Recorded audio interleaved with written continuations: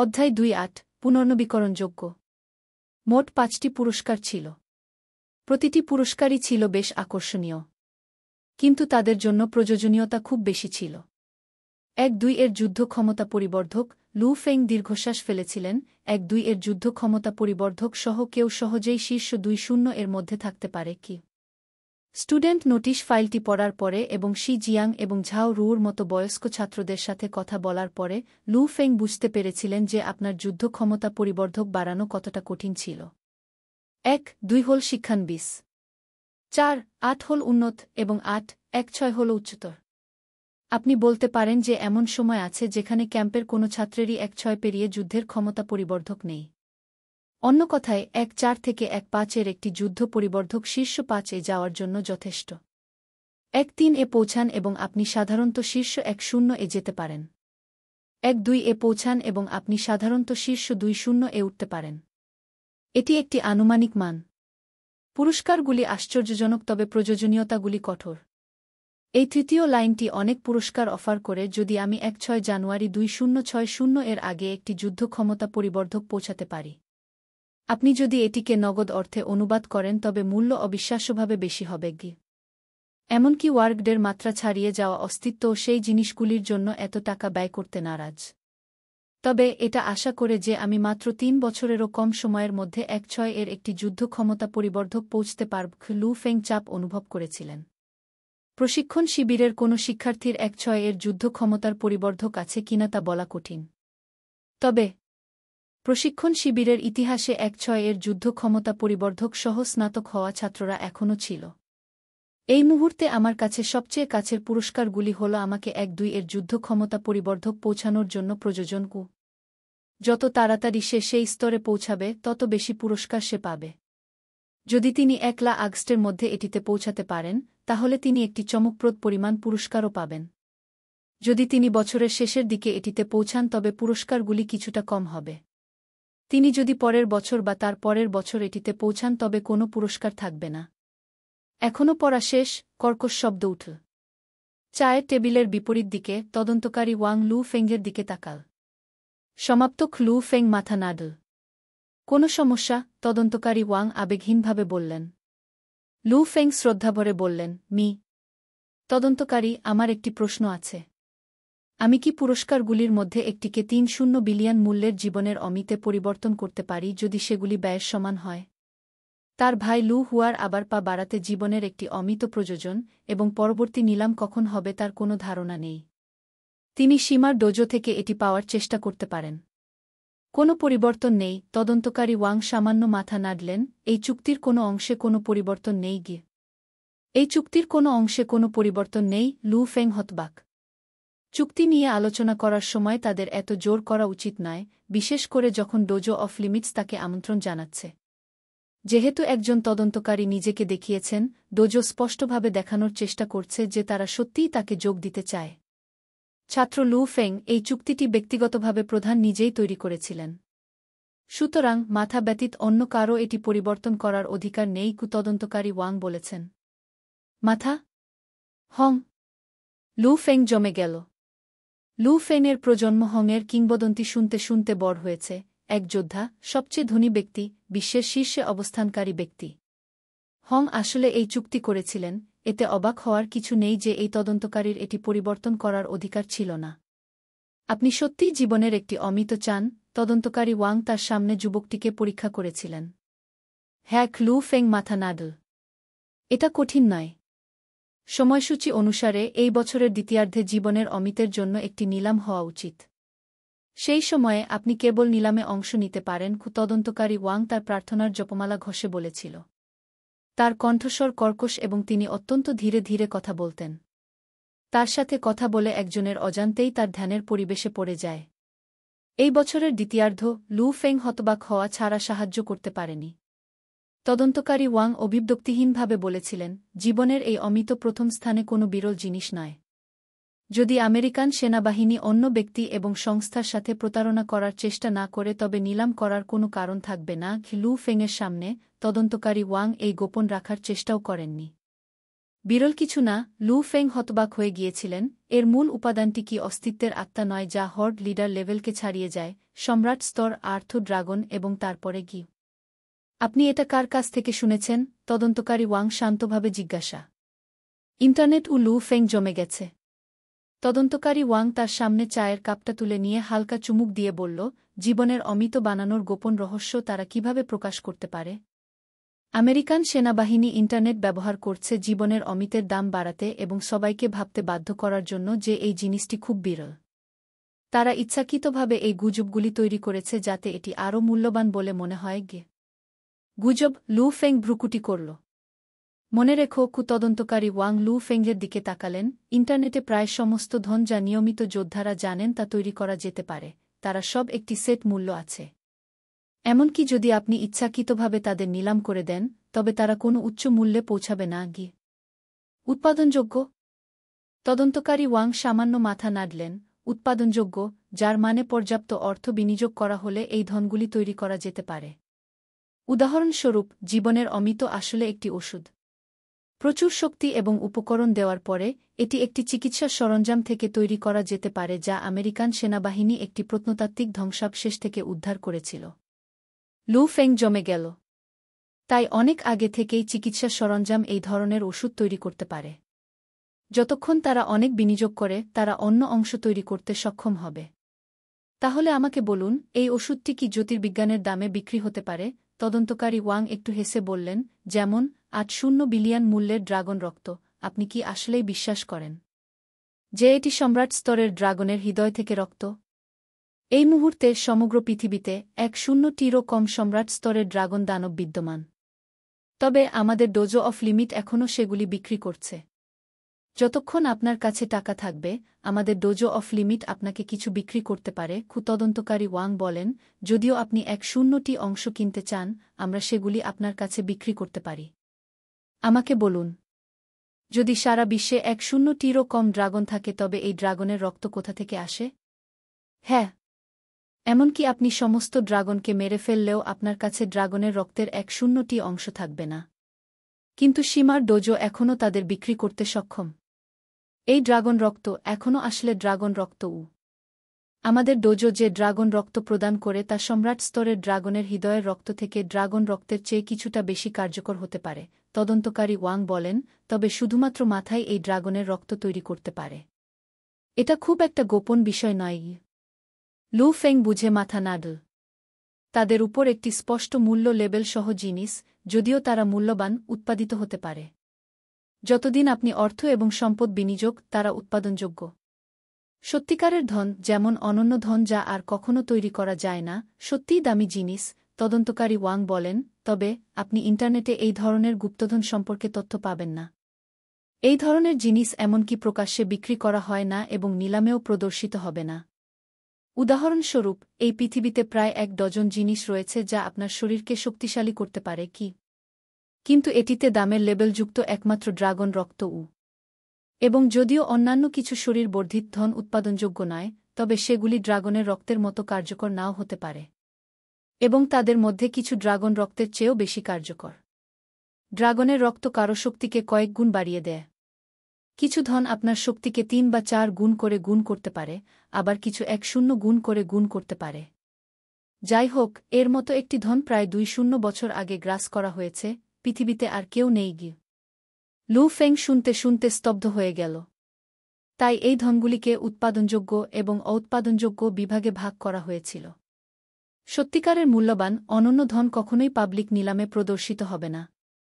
Hong এবং thunder গডের মতো অস্তিত্বের কাছে ব্যয় করার চেয়ে বেশি অর্থ রয়েছে। তাদের মুষ্টি দিয়ে হোক বা নগদ দিয়ে হোক, তারা এখনই সেই ধনটি পেতে সক্ষম হবে। কে প্রকাশ্যে তাদের বিক্রি করবে?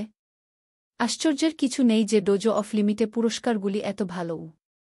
ড্রাগনের রক্ত আমাদের ডোজো অফ লিমিট থেকে এসেছে। নির্দেশিকা ম্যানুয়াল? এগুলি অত্যন্ত ব্যয়বহুল বলে মনে হচ্ছে, তবে ডোজো নিজেই সেগুলি বিক্রি করছে। যুদ্ধের ইউনিফর্মের জন্য ডোজোকে শুধুমাত্র তার খরচ দিতে হবে। যদিও লু ফেং সবকিছু বুঝতে পেরেছিল, তবুও পুরস্কারগুলি অনেক বেশি ছিল। ড্রাগন রক্ত অবশ্যই পাতলা বাতাস থেকে তৈরি হয় না, আপনাকে এটিতে বিনিয়োগ করতে হবে। যুদ্ধের ইউনিফর্ম ইত্যাদি উপকরণেরও প্রয়োজন। শুধু তাদের উৎপাদন খরচ অত্যন্ত উচ্চ। এই চুক্তি অপরিবর্তনীয়। আপনি কি এতে স্বাক্ষর করতে ইচ্ছুক? তদন্তকারী ওয়াং একটি বিরল হাসি ছেড়ে দেয়া। হ্যাঁ গু। লু ফেং মাথা নেড়ে অবিলম্বে চুক্তিতে স্বাক্ষর করেন।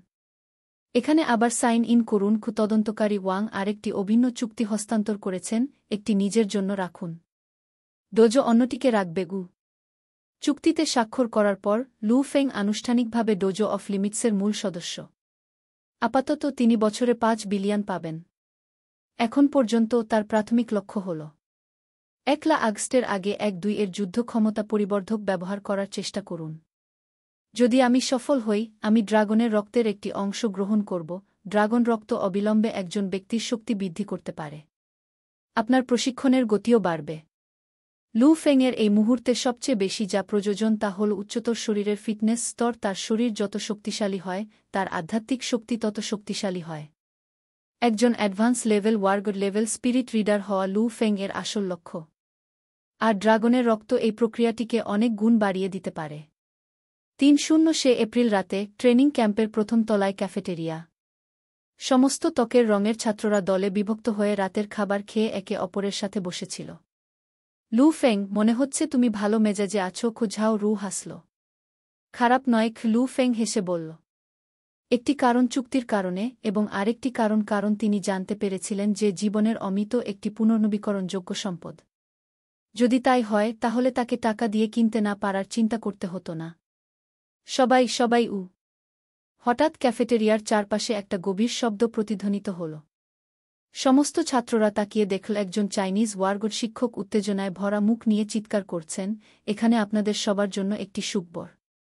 এই বছরের লাইফ অ্যান্ড ডেথ অ্যাডভেঞ্চার শুরু হওয়ার আগে, যা ১ আগস্ট, আমাদের ডোজো অফ লিমিটসের প্রধান, বিশ্বের শক্তিশালী যোদ্ধা হং ব্যক্তিগতভাবে প্রশিক্ষণ শিবিরে আসবেন গু। কি? ওমজি। এটা হং। পুরো ক্যাফেটেরিয়া তোলপাড় হয়ে গেল।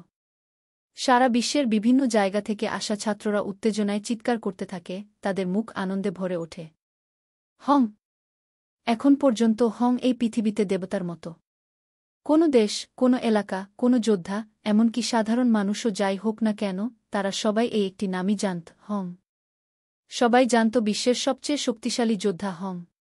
হং কি? প্রভু! এমনকি কিছু কালো মানুষ উত্তেজনায় নাচতে শুরু করে। সব ছাত্র উঠে দাঁড়িয়ে আলোচনা শুরু করল। পবিত্র, এমনকি অভিজাত প্রশিক্ষণ শিবিরে হংয়ের সাথে দেখা করা অত্যন্ত কঠিন। সাধারণত হং প্রতি কয়েক বছরে একবার প্রশিক্ষণ শিবিরে যান। কে জানত যে হং এই গ্রীষ্মে আসবে? লু ফেং, এটা হং ঝাও রু লু ফেংকে টেনে নিয়ে উত্তেজিত হয়ে লাফিয়ে উঠলেন, আমি এখানে থাকার ৩ বছরে কখনো হংকে দেখিনি গু। হ্যাঁ, লু ফেংও ভেতরে উত্তেজিত। তাকে অবশ্যই ব্যক্তিগতভাবে পৃথিবীতে এই এক ব্যক্তিকে দেখতে হবে। জীবন ও মৃত্যুর দুঃসাহসিক অভিযানের আগে ১ আগস্ট, লু ফেং উত্তেজিত ছিল। ঠিক আছে, আমি কঠোর পরিশ্রম করব এবং আমার যুদ্ধের ক্ষমতা ১-২ এ উন্নীত করব। আমার কাছে এখনও ৩ মাস আছে। আজ ৩ এপ্রিল। ১ আগস্ট পর্যন্ত আরও ৩ মাস বাকি ছিল। লু ফেং যদি ড্রাগনের রক্তের একটি অংশ গ্রহণ করতে চায়, তাহলে তার পরের ৩ মাসে এক মুহূর্ত বিশ্রাম নেওয়ার সময় থাকবে না। অধ্যায় ২ নয়, ৩ মাস। লু ফেং এপ্রিলের র্যাঙ্কিংয়ে ৬-৮তম স্থান পেয়েছিলেন, যার মানে তিনি কেবলমাত্র জোর দিনে প্রান্তরে দানব শিকার করতে পারেন এবং মে মাসে বিজোড় দিনে ক্যাম্পে থাকতে পারেন।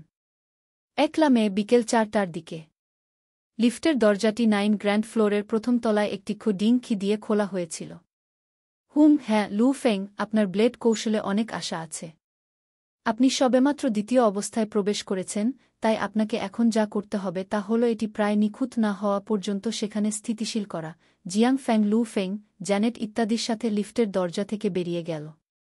লু ফেং এমনভাবে মাথা ঝাঁকাল যেন তার নিজের পরিকল্পনা প্রস্তুত ছিল, বুঝলেন শিক্ষক গো?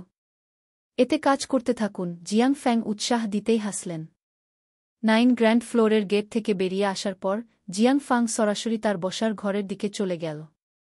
লু ফেং, জ্যানেট এবং অন্য একজন চীনা যুবকও তাদের নিজ নিজ ভবনের দিকে যাওয়ার জন্য প্রস্তুত। Janet you! বারবার চিৎকারের ফলে ৩ জন থেমে যায় এবং মাথা ঘুরিয়ে দেয়। তারা যা দেখেছিল তা হল স্বর্ণকেশী যুবক ক্যান্ডেস, যে তার কাছে বেশ ভদ্রলোকের অনুভূতি ছিল। তিনি দ্রুত ফ্লোরের লবি থেকে বেরিয়ে এসে জ্যানেটের দিকে তাকিয়ে হাসলেন। জ্যানেট, আজ রাতে তোমার কি কোনো সময় আছে? যদি তাই হয়, আমরা একসাথে রাতের খাবার খেতে পারতাম গু। লু ফেং শুনলেন এবং নিজেকে বললেন, তাই সে শুধু মেয়েদের তোলার চেষ্টা করছে। অভিজাত প্রশিক্ষণ শিবিরে খুব কম সংখ্যক মহিলা ছাত্র ছিল, তাই অসংখ্য লোক একে একে তাড়া করছিল। ওহ, দুঃখিত, আমি আজ রাতে লু ফেং এর সাথে ডিনার করতে যাচ্ছি। জ্যানেট মিষ্টি হেসে লু ফেং এর বাম হাতের চারপাশে জড়িয়ে ধরল। ক্যান্ডাসের অভিব্যক্তি জমে গেল। লু ফেমও জমে গেল। সিনিয়র লু ফেং জ্যানেটের দিকে তাকাল। জ্যানেট সত্যিই খুব সুন্দর এবং একটি সুন্দর শরীর ছিল। তার ত্বক খুব সাদা ছিল, দেবদূতের মতো। ক্লাস চলাকালীন জ্যানেট তার উদ্দেশ্যকে বেশ কয়েকবার ইঙ্গিত করেছিল এবং এমনকি ডেটে যেতে বলেছিল। যদিও তিনি কখনই তার কোনো আমন্ত্রণ গ্রহণ করেননি, এই সিনিয়র মোটেই পিছপা হননি। পশ্চিমা মেয়েরা নিশ্চিত সাহসী। কিন্তু তার ইতিমধ্যেই জুজিন আছে। জ্যানেট, ক্যান্ডেস একটু রেগে গেল। দুঃখিত ক্যান্ডেস। কি জ্যানেট হেসেছিল যখন সে লু ফেংয়ের হাত ঘনিষ্ঠভাবে জড়িয়ে ধরে চলে গেল। সামনের কোণে লু ফেং এবং জ্যানেটকে অদৃশ্য হয়ে যেতে দেখে ক্যান্ডাসের মুখ অত্যন্ত ভয়ঙ্কর ছিল। এই সময়ে অন্য একটি ছেলে দোতলার লবি থেকে বেরিয়ে গেল। সে আসলে উইলিয়াম। ক্যান্ডেস, আমি তোমাকে আগেই বলেছি, কিন্তু তুমি বিশ্বাস করতে রাজি নও। প্রশিক্ষণ শিবিরের অনেক শিক্ষার্থী ইতিমধ্যেই জানে যে জ্যানেট লু ফেংয়ের প্রতি আগ্রহী, এমনকি সে তাকে তার সাথে ডেটে যেতে বলে। একজন মেয়ের পক্ষে একজন লোককে তাড়া করা অনেক সহজ। তারা সম্ভবত একই বিছানায় একসাথে ঘুমিয়েছে। কেন তুমি এখনও জ্যানেটের পিছনে ছুটছ? অসন্তুষ্টির সাথে উইলিয়াম বলল। জর্জ। ক্যান্ডেস তার মুঠি চেপে ধরে এবং তার মুখ সবুজ ছিল। প্রথম স্থানে প্রশিক্ষণ শিবিরে সবেমাত্র কোনো মহিলা ছাত্র ছিল এবং সুন্দরী মেয়েরা এমনকি বিরল ছিল। প্রশিক্ষণ শিবিরে প্রবেশ করার পর থেকে জ্যানেটের উপর কতজন পুরুষ ছাত্রের চোখ পড়েছে কে জানে। ক্যান্ডেসও সেই ছেলেদের মধ্যে একজন ছিল। প্রথমত, সে তার চেহারা পছন্দ করেছিল। দ্বিতীয়ত, তার যদি ওয়ারগোড বউ থাকত, তাহলে পাউলিনাস পরিবারের আরও মানুষ তাকে সমর্থন করবে। এই লু ফেংকে শুধু জ্যানেটের মতো একই শিক্ষক থাকতে হবে।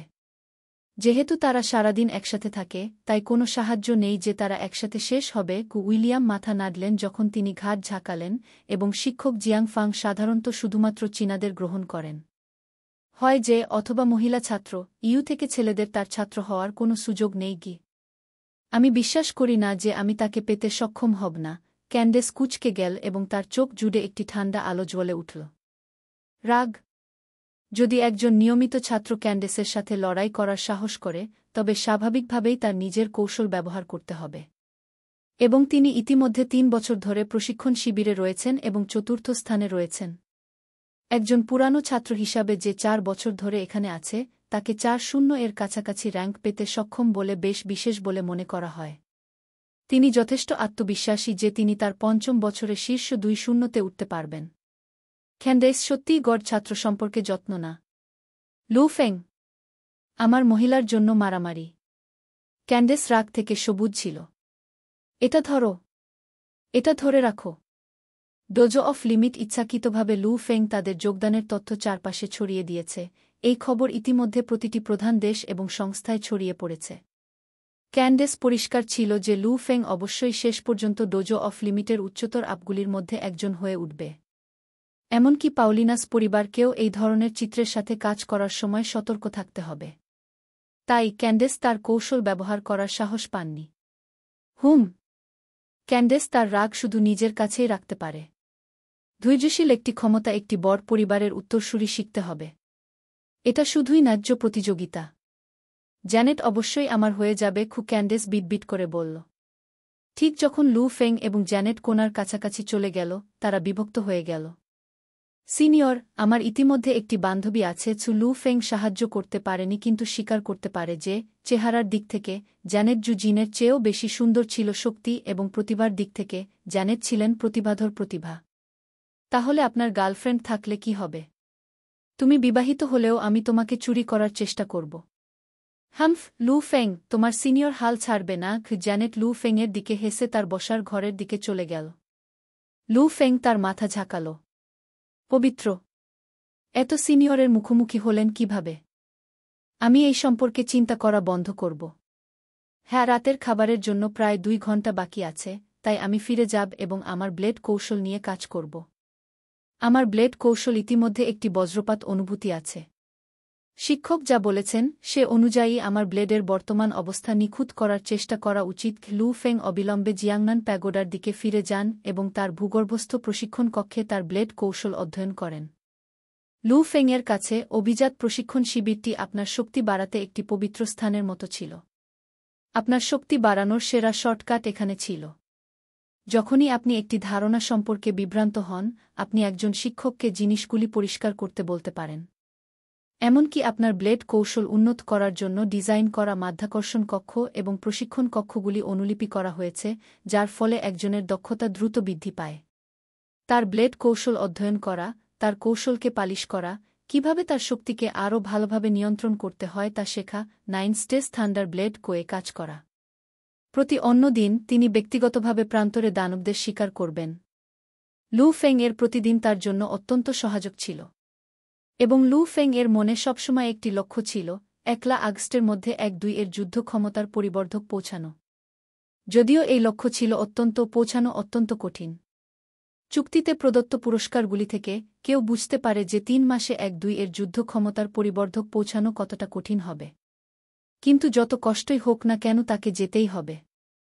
লু ফেং যা করতে পারে তা হল তার সময়ের সবচেয়ে বেশি ব্যবহার করা এবং প্রতিদিন উন্নতি করা। সময় বয়ে গেল। তার সমস্ত শরীর এবং মন লড়াইয়ের জগতে নিমজ্জিত, সময় দ্রুত কেটে যায়। চোখের পলকে ইতিমধ্যেই জুলাই মাসে এটি অবিশ্বাস্যভাবে গরম ছিল, তবুও রাতে ঠান্ডার ইঙ্গিত ছিল। জিয়াংনান প্যাগোডায় লু ফেংয়ের স্টাডি রুম। ধূপের লাঠি জ্বালানো হয়েছিল, শান্ত ঘরের চারপাশে নির্গত সুবাস শান্ত ছিল। লু ফেং নিজে একটি ঢিলেঢালা সিল্কের পোশাক পরেছিলেন যখন তিনি ক্রস পায়ে বসেছিলেন, উজিন জিয়াং তিয়ান। তিনি বর্তমানে তার শরীরকে শক্তিশালী করার জন্য জেনেটিক শক্তির জন্য শক্তি শোষণ করছিলেন।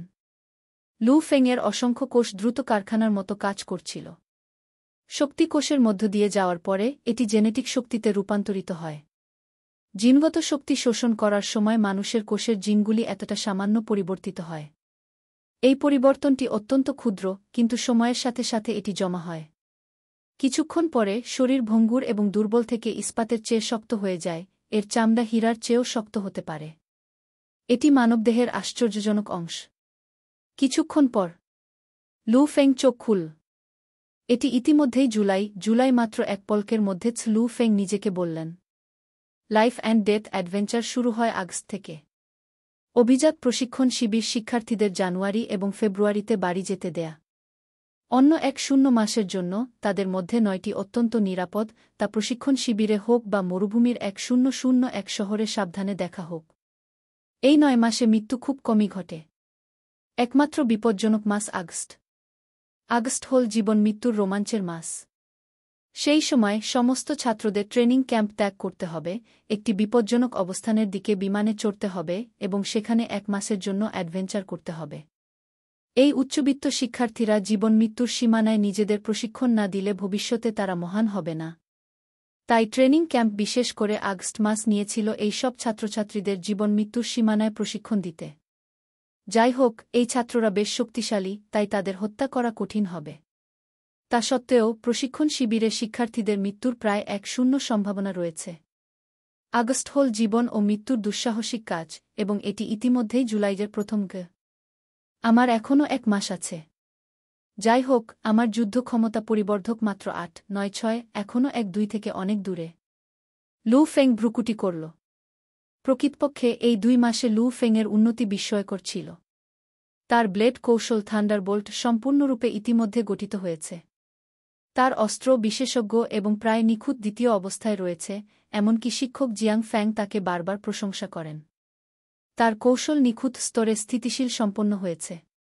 একমাত্র জিনিস যা অগ্রগতি করেনি তা হল তার 9 স্টেজ থান্ডার ব্লেড কোয়ের 4র্থ পর্যায়ে। যদিও লু ফেং তার শক্তিকে অনেক বেশি সূক্ষ্মভাবে নিয়ন্ত্রণ করতে সক্ষম হন, তবুও তিনি 4র্থ পর্যায়ে পৌঁছাতে পারেননি। মে মাসে লু ফেং এর টাওয়ার অফ ট্রায়াল লেভেল 3-0 পৌঁছেছে। 3য় তলার এ গ্রেড পরীক্ষার হিসাবে লু ফেং 10 সেকেন্ডও টিকতে পারেনি। শুধুমাত্র তার ব্লেড কৌশল তৈরি হওয়া পর্যন্ত এবং তার নিখুঁত কৌশল স্থিতিশীল না হওয়া পর্যন্ত তিনি মে মাসের শেষে 3-1 এর টাওয়ার অব ট্রায়াল অর্জন করতে সক্ষম হন। জুন মাসের শেষেও লু ফেং এর টাওয়ার অফ ট্রায়াল লেভেল মাত্র 3-2-এ পৌঁছেছে। সুতরাং লু ফেং এর যুদ্ধ ক্ষমতা পরিবর্ধক হল 8-9-6। সবকিছুর সংক্ষেপে লু ফেং এই 2 মাসে তৃতীয় তলার এ গ্রেড পরীক্ষায় উত্তীর্ণ হতে পারেনি। জেনে রাখুন যে এমনকি ওয়ার্গর শিক্ষক ইয়াং হুইয়ের একটি টাওয়ার অফ ট্রায়াল লেভেল 3-2 আছে। এই স্তরে পৌঁছাতে সক্ষম হওয়া ইতিমধ্যেই বেশ ব্যতিক্রমী। যাই হোক, লু ফেং এর সবচেয়ে বড় সুবিধা হল তার মুষ্টি শক্তির মাত্রা। 9 স্টেজ থান্ডার ব্লেড বল প্রযোগের জন্য বিশ্বের সেরা কৌশল বলে দাবি করে। অন্যান্য নির্দেশিকা ম্যানুয়াল, এমনকি এসএস বা এস র্যাঙ্ক। এমনকি যদি আপনি সেগুলি সম্পূর্ণ করেন, আপনি শুধুমাত্র 3 বা 4-এর গুণক পৌঁছতে পারবেন। এবং একটি সম্পূর্ণ 9 স্টেজ থান্ডার ব্লেড 7-এর গুণক দেয়। এই মুহূর্তে লু ফেং 2-8-এর গুণকে পৌঁছেছে, যা অনেক বয়স্ক ছাত্রছাত্রীদের থেকে অনেক বেশি শক্তিশালী। লু ফেং নিজেকে নিয়ে খুব বেশি সন্তুষ্ট না হলেও প্রশিক্ষণ শিবিরে তিনি বেশ বিখ্যাত। কারণ মে মাসে লু ফেং কালো ড্রাগন র্যাঙ্কিংয়ে 5-6তম স্থানে ছিলেন। জুন মাসে তিনি 4-8তম র্যাঙ্ক পর্যন্ত সমস্ত উপায়ে চার্জ করেছিলেন, শীর্ষ 5-0। এবং ক্যান্ডেস জুন মাসে মাত্র 4-0 র্যাঙ্কে ছিলেন। অবশ্যই লু ফেংয়ের জন্য তার শরীরের ফিটনেস লেভেলই সবচেয়ে বেশি উন্নতি করেছে। আপনি যদি কোনো ত্রুটি খুঁজে পান, অনুগ্রহ করে আমাদের জানান যাতে আমরা যত তাড়াতাড়ি সম্ভব এটি ঠিক করতে পারি।